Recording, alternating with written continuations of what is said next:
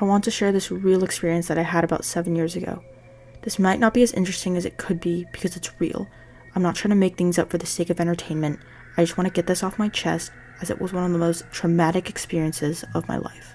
Around the age of 19, I was disqualified from the military due to a medical disqualification. I wasn't too sure what to do with my life since this was a lifelong dream. I felt very lost.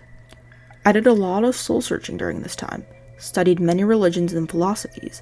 At some point, I got into occultism, law of attraction, meditation, and finally, astral projection. To keep it short, I started meditating to attract into my life the things I wanted, and also started to practice astral projection. After a few weeks, my aunt started to come into my room, scared, and began to question what I was doing. I told her I was meditating quite frequently, sometimes up to 3 hours a day. Why was she asking? She told me that something very weird had just happened in the house. In fact, for a few days now, several weird things had been happening.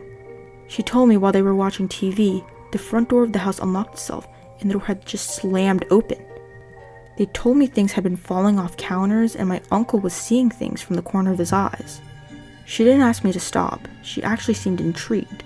My aunt is into crystals and all kinds of groovy do stuff. I kept this going. I wasn't able to astral project yet, but I was able to get parts of my body to leave, as weird as that sounds. I was able to, quote-unquote, remove my arm from my arm. It's a very odd feeling to describe. It feels like your arm is paralyzed, yet another one you can fully manipulate and feel is coming out of. I was also able to do this with my right leg. For those who are not understanding what astral projection is, it means leaving your body. I'm not sure if your soul leaves your body, or if you project it mentally. All I know is it's very real. I'm not here to persuade you one way or another, but it's a thing. Supposedly, you are able to soul travel by doing this. In any case, a couple of weeks goes by, and my uncle and aunt need to be gone for a couple of days, and I have the house to myself. So what do? Have a girl over like any normal dude would? No, I meditate and try to leave my body. By this point, I'm obsessed. For the first time, I fall asleep while meditating, and what proceeds to happen is one of the most traumatic and terrifying things to ever happen to me. Who am I kidding? It's by far the most terrifying of my life, and it haunts me to this day. This is the part of the story I don't like telling anyone, because they dismiss it as a nightmare or, quote-unquote, it's just sleep paralysis, bro. I don't care what you decide to call it. What I'm about to tell you, if you want to label it as fake, it was more real than life to me. I have astral projected a few times. I never saw anything very interesting other than my own home, freaking out my dogs, and mostly what I do is fly over lakes, factories at night, and the city. I can never do it for very long. I have not mastered it, and nowadays I avoid the practice altogether, although it happens involuntarily still from time to time. What I experienced in this instance was different. It felt more physical. It felt more real, and I was attacked by God knows what. I wake up, laying flat on my bed, facing up, arms wide open and legs spread apart.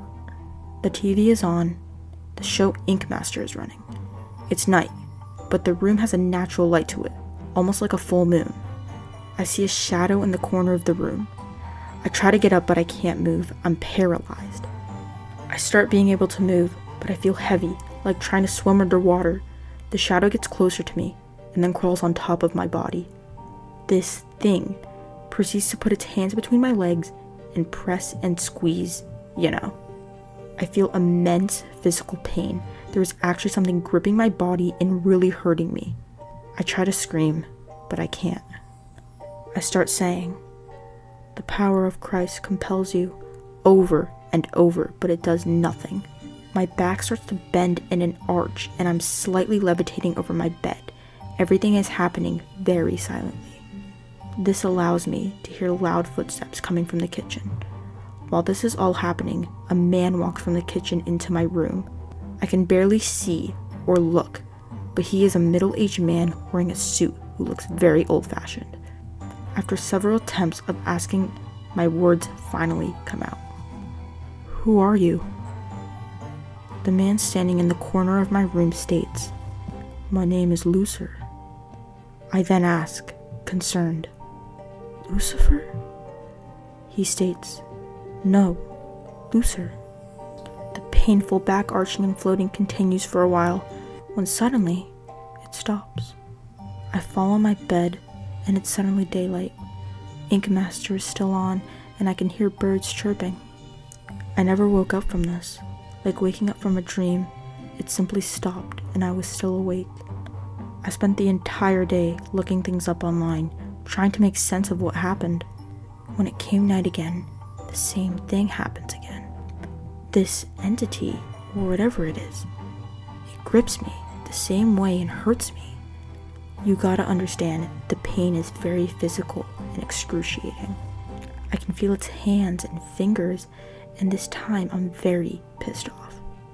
For one reason or another, this time I'm not afraid, and I start trying to strangle it.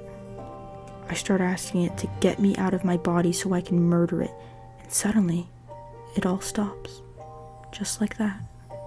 After the second episode, it never happened again. From time to time, I am still attacked by an entity that looks like me, and am forced to fight it. But these are more like vivid nightmares, nothing like the situation I just described. I quit meditating, I quit trying to astral project, and this situation never happened again. I still involuntarily astral project in my sleep sometimes, but it's very uneventful. I don't see other entities or have bad or good things happen. I just float over a lake near my house and enjoy the view for the most part. I also never found out who Lucer was, and this by far is the most terrifying thing I have ever experienced.